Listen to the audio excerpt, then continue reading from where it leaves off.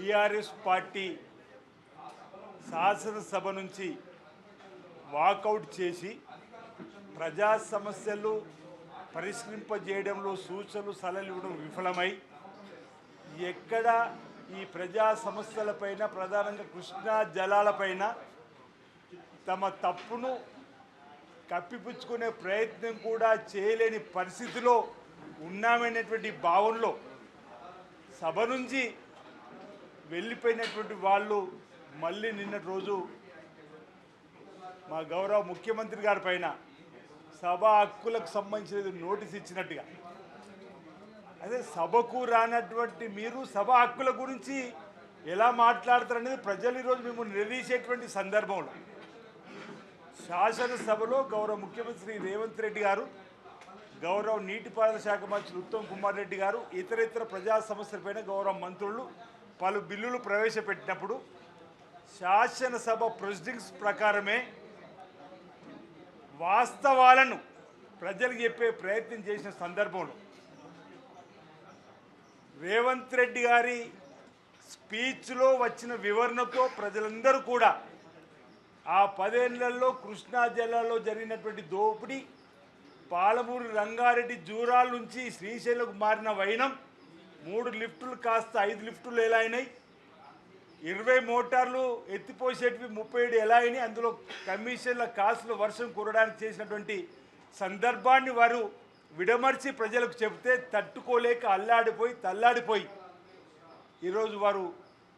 సభను తప్పుదో పట్టించడం చెప్పిన విధంగా మాట్లాడడం, బట్టలు ఊడదీస్తామని చెప్పని ఒకరన్నారు,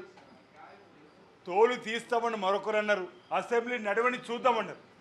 తీరా అసెంబ్లీ పెడితే సభా నాయకుడు ఉన్నటువంటి రేవంత్ రెడ్డి గారి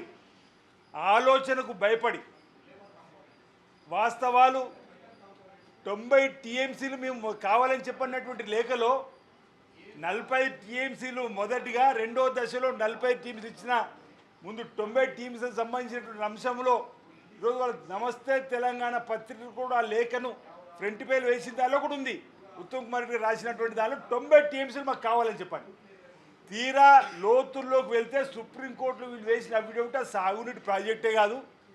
అది త్రాగునీటి అవసరాల కోసం నిర్మాణం చేస్తున్న 7.1 టీఎంసీ చాలని చెప్పినటువంటి వాళ్ళు ఈరోజు సభలో ఆ జవాబు ఏ విధంగా చెప్పాలని చెప్పని భయపడి రాకుంటున్నటువంటి వాళ్ళు ఈరోజు పెద్ద మాటలు శాసనసభ స్పీకర్ గారిని పట్టుకొని ఇష్టానుసారంగా మాట్లాడే మాటలు, స్పీకర్ గారు చైర్ను అవమానించేదో మాట్లాడు. అందుకే నిన్నటి రోజు నేను కూడా అసెంబ్లీలో మాట్లాడితే ఒక రూలింగ్ ఇవ్వాల్సిన అవసరం ఉందని చెప్పాను.